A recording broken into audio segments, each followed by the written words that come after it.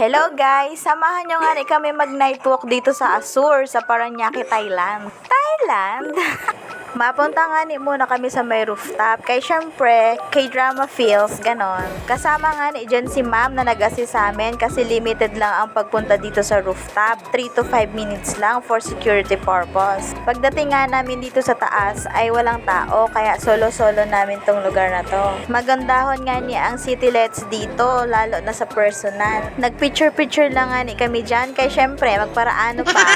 Mas maganda nga ang view dito sa kabila kaya lumipat ako. Ewan ko ba, bakit kaya maganda ang city lights pag gabi? Malamang gabi nga eh. Basta yung, alam mo yung maganda, yung natutuwa ka sa mga ilaw-ilaw.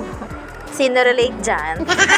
After nga ni dito sa rooftop ay bababa kami para tingnan yung iba pang pailaw kasi yun ang gusto ng kampal. Before nga ni magsibabaan ay magiging videographer muna ako ng pamilyang to. Ayun, nagpicture-picture muna sila dito. Syempre ako man, wait lang. Ay! After nga ni magpasalamat dun kay ma'am na nag-assist sa amin, ay nagbaba na kami. Maganda nga ni mag-TikTok dito kaso mahina ang internet, hindi ako makabukas ng TikTok. Kaya ito na lang yung nangyari.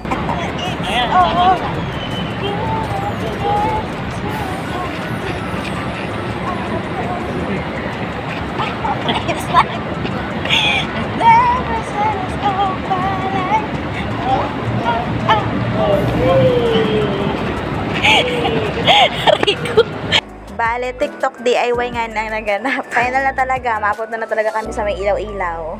Adin na nga ni, welcome to Azur. Tananananan, tananananana. Kung hindi nyo nga po natatanong, ang Azur po ang pinakaunang nagkaroon ng man-made beach dito sa Metro Manila. I mean, dito sa Pilipinas. Balak nga namin pumunta doon pero pag-iisipan pa nga ng mga 100 times. Nagtawag na nga ni dito si mama dahil gusto daw makita ang cute niyang anak.